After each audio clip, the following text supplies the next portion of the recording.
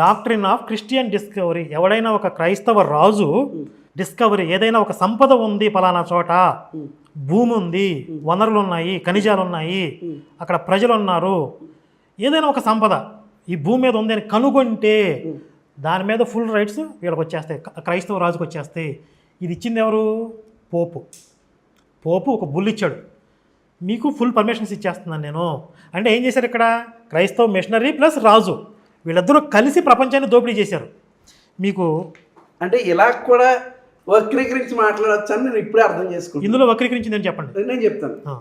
నేను ఇందాకే మీకు ఒక 15th 16th ఈ సెంచరీస్లో మీరు క్లియర్గా వినేసేయండి. ఆ తర్వాత మీరు దీని కంటిన్యూషన్ చెప్పేస్తాను ఒకసారి.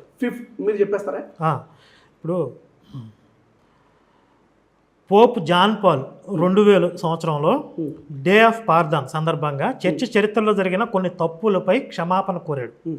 చర్చి ఇన్వాల్వ్ అవ్వకపోతే, మిషనరీ ఇన్వాల్వ్ అవ్వకపోతే క్షమాపణ. 2000 ఇప్పుడు కాదు, ఇది 25 సంవత్సరాల నుంచి వాళ్ళు చేసిన పాపాలను కడుక్కుంటున్నారు. మిషనరీస్, ఈ చర్చి వ్యవస్థ, పోపులు 25 సంవత్సరాల నుంచి క్షమాపణ చెప్తూ ప్రపంచం అంతా తిరుగుతున్నారు. ఎన్ని దుర్మార్గాలు చేయకపోతే 25 సంవత్సరాలు వాళ్ళు క్షమాపణ చెప్తున్నారు. మీరు ఒక విషయం చెప్పారు ఇక్కడ, అది కూడా ఒక్క నిమిషం అది ప్లే చేసేస్తా ఉండండి. ప్లే చేస్తే మళ్ళీ టాపిక్ మారిపోద్ది. రిలేటెడ్ దీని రిలేటెడ్ ఒకసారి ప్లే చేస్తాం. హిందూయిజంలో జరిగినంత రక్తపాతం మరి ఎక్కడా కూడా జరగలే. హిందూ దేవుళ్ళ పేరు చెప్పి మీరు 6th సెంచరీకి చెందిన రాసుకోండి పేరు ఒకసారి. మిహిరాకుల అనేటువంటి రాజు పేరు ఎప్పుడన్నా విన్నారా? మిహిరాకుల అనేటువంటి రాజు బుద్ధిస్టుల్ని మోక్షకోత కోసాడు. అంతకంటే దుర్మార్గమైన రాజు చరిత్రలో ఎవ్వరూ లేడు. మతం పేరట మిహిరాకుల అనేటువంటి రాజు 6th సెంచరీలో. అంతకంటే ముందే కళింగవార్ ఎప్పుడన్నా విన్నారా మీరు ఈ పేరు? 3rd సెంచరీకి చెందిన అశోక చక్రవర్తి కళింగ అనేటువంటి ఆ వార్లో కేవలము హిందూయిజాన్ని నమ్ముకోలేదని చెప్పి అశోక చక్రవర్తి లక్షల మందిని చంపాడు. ఇప్పటికే కూడా ఆ యొక్క ఆనవాళ్ళు ఉన్నాయి మన భారతదేశంలో, మీరు వెళ్ళి చూడొచ్చు. అశోక చక్రవర్తి కొన్ని లక్షల మందిని కేవలము మతం నమ్ముకోలేదని బుద్ధిస్టులను చంపేశాడు. అయితే ఆ యొక్క కళింగ వారి తర్వాత అశోక చక్రవర్తి తెలుసుకుంది ఏంటో తెలుసా? ఇంతకంటే దుర్మార్గమైన మతం మరి ఏమీ లేదు. ఏంటో తెలుసా? హిందూయిజం కంటే దుర్మార్గమైన మతం మరి ఏమీ లేదు. నేను అందుకే బుద్ధిజం శాంతి మతం కనుక బుద్ధిజంలోకి వెళ్ళిపోతున్నాను నేను వెళ్ళిపోయాను. కారణం ఏంటో తెలుసా?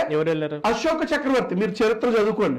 ఇది అంటే దీంట్లో మాట్లాడిన టాపిక్స్ గురించి మనం చరిత్రలోకి మళ్ళీ వెళ్దాం. ఇప్పుడు కళింగ యుద్ధం గురించి మాట్లాడాలి, అక్కడికి వెళ్దాము. అయితే ఇక్కడ హింస, రక్తపాతం అని మీరు మాట్లాడారు కదా. వీళ్ళు మిషనరీస్ ఎంత హింస చేయకపోతే 10 సంవత్సరాల నుంచి వాళ్ళు క్షమాపణలు చెప్పుకుంటూ తిరుగుతున్నారు. క్రూసేడ్ సమయంలో కానీ ఇంక్విజిషన్, గోవాలో ఇంక్విజిషన్ చేశారు. పోర్చుగీస్ గవర్నమెంట్ వాళ్ళు ఉన్నప్పుడు అక్కడ నరక యాతనలు పెట్టారు. వాళ్ళు ఏ అంశాల మీద క్షమాపణ చెప్పాడు? ఈ క్రూసేడ్స్, ఇంక్విజిషన్, ఇతర మతాలపై అసహనం, యూదులపై జరిగిన అన్యాయాల విషయంలో ఈ పోప్ జాన్ పాల్ II అనేవాడు 2000 సంవత్సరంలో క్షమాపణ చెప్పాడు.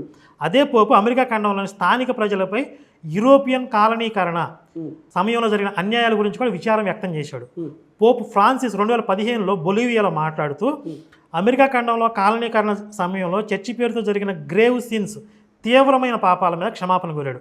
2022లో కెనడాలో ఇండోజెనిస్ ప్రజలపై క్యాథలిక్ నిర్వహించిన రెసిడెన్షియల్ స్కూల్స్, అక్కడ చిన్న చిన్న పిల్లల్ని లైంగిక వేధింపులు చేయటం, మత మార్పిడి చేయటం, అంటే స్థానిక గిరిజన తెగలకి చెందినటువంటి ప్రజలు వాళ్ళందరినీ అట్లా దుర్మార్గంగా చంపిన చిన్న చిన్న పిల్లల్ని చంపినందుకు వాళ్ళ శవాలు కూడా బయటపడ్డాయి ఈ మధ్య. దానికి కూడా క్షమాపణలు చెప్పారు.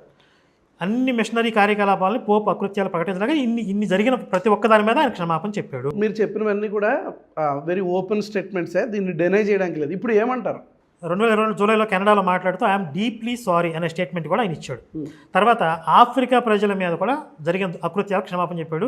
స్లేవ్ ట్రేడ్స్, బానిసల్ని అమ్మటం, కొనటం, వీటన్నిటిలో కూడా మిషనరీ ఇన్వాల్వ్ అయ్యింది. పోప్ జాన్ పాల్ II 1992లో ఆఫ్రికా పర్యటన సమయంలో బానిస వ్యాపారంలో క్రైస్తవుల పాత్రపై విచారం వ్యక్తం చేశాడు. 2003 సెనగల్లో స్లేవ్ ట్రేడ్కి ప్రసిద్ధమైనటువంటి ప్లేస్ అది. అక్కడ సందర్శించినప్పుడు కూడా ఆఫ్రికా ప్రజలపై జరిగిన బానిసత్వం మనుష్యత్వానికి వ్యతిరేకమైన దుర్ఘటన అని చెప్పాడు. చర్చ్ ఆఫ్ ఇంగ్లాండ్ 2006లో ట్రాన్స్ అట్లాంటిక్ బానిస వ్యాపారంలో తమ చారిత్రక పాత్రపై అధికారికంగా క్షమాపణ చెప్పింది. చర్చ్ ఆఫ్ ఇంగ్లాండ్ 2006లో క్షమాపణ చెప్పింది. తర్వాత కొన్ని ప్రొటెస్టెంట్ చర్చిలు కూడా కాలనీ యుగంలో కొలనైజేషన్లో స్థానిక ప్రజల సంస్కృతులను అణచివేసిన విషయాలపై పశ్చాత్తాప ప్రకటనలు చేశారు. ఇది అసలు ప్రపంచంలో ఏ ప్రాంతాన్ని విడిచిపెట్టాల క్రైస్తవ మిషనరీలు. ఇటు ఆఫ్రికా నుంచి మొదలుపెట్టి అటు అమెరికా దాకా, ఇటు భారత్ దాకా ప్రపంచంలో ఎవరినైనా దోపిడీ చేసే రైట్స్ మాకు ఉన్నాయి. ఎందుకంటే దేవుడు మా దేవుడు కాదు సృష్టించింది భూమిని, మా దేవుడు మాకు అప్పగించేశాడు ఈ భూమిని.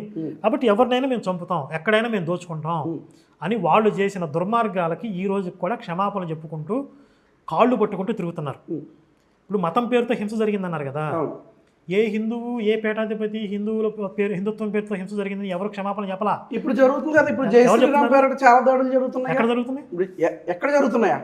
ప్రతి చోట. అసలు మీరు మళ్ళీ టాపిక్ మార్చేయద్దులే కానీ ఇప్పుడు చరిత్రలో అని చెప్పారు. చరిత్రలో ఓకే, చరిత్రలో అయితే ఇప్పుడు మనం ఇప్పుడు నేను అశోక్ గురించి కోట్ చేశాను కదా, దీన్ని ఒప్పుకుంటున్నారా? 1,00,000 మందిని చంపేసి ఇంకా 150,000 మందినేమో క్యాప్టివ్ చేసుకుని, అంటే బానిసలుగా చేసుకుని, దాదాపుగా 25,00,000 మంది మరణాలకే, పారిపోవడానికే, బందీలుగా అయిపోవడానికే కారకున్నాయి అయ్యాను.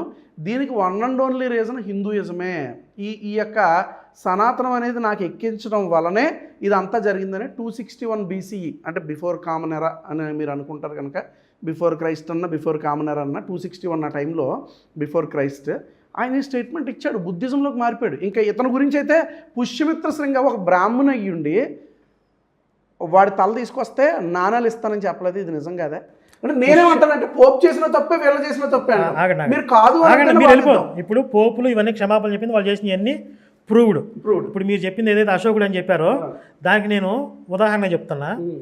హిట్లర్ అనేవాడు 60 లక్షల మంది యూదులను ఓచకోత పోసాడు. దీనికి యేసు నాకు దర్శనం ఇచ్చి నన్ను చంపిన వాళ్ళు యూదులు కాబట్టి నువ్వు వాళ్ళ మీద పగ తీర్చుకో అన్నాడు. పచ్చి అబద్ధం ఇది పచ్చి అబద్ధం.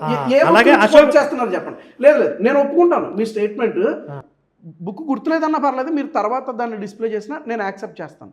ఏ బుక్ నుంచి మీరు కోట్ చేస్తున్నారు? అప్పుడు కాంటెంపరీ రైటర్ అయితే మనం ఒప్పేసుకుందాం గ్యారంటీ. ఇప్పుడు మీరు అశోకుడు చెప్పిన స్టేట్మెంట్ ఏ బుక్ నుంచి ఎక్కడ చెప్పాడు? మనం కళింగకి వెళ్దాం. కళింగలో అది ఇప్పటికీ కూడా ఆ స్తూపాలు ఉన్నాయి. దాని మీద ఆయన బుద్ధిజం ఎందుకు యాక్సెప్ట్ చేశాడో అక్కడ. మనం జర్మనీకి వెళ్దాం, హిట్లర్ ఎందుకు చంపాడు అక్కడ రాశాడు.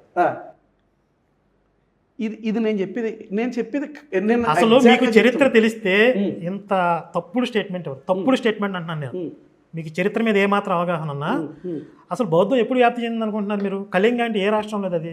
అసలు నిజానికి హిందూయిజం కంటే బుద్ధిజమే చాలా ఓల్డెస్ట్.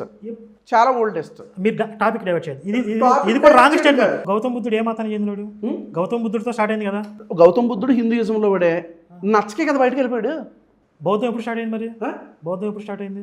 బౌద్ధిజమే అన్నిటికంటే ముందు స్టార్ట్ అయిందంటే గౌతమ్ బుద్ధుడితోనే స్టార్ట్ అయిందని కాదు కదా. ఆ యొక్క ఐడియాలజీ ముందు నుంచే ఉంది. ముందు నుంచి బౌద్ధులు అన్నారు. ముందు నుంచే బౌద్ధం ఉంది.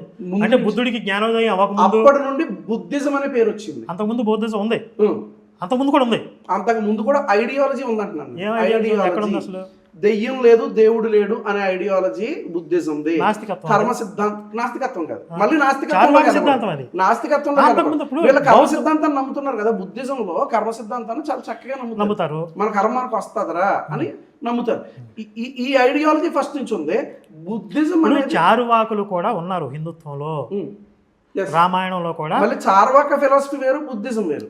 బౌద్ధం ఉందన్నారు మీరు. బుద్ధుడికి ముందు బౌద్ధం ఉందన్నారు, రుజువు చేయాలి ఇవన్నీ కూడా. మీరు స్టేట్మెంట్ ఇచ్చుకుంటూ వెళ్ళిపోతున్నారు.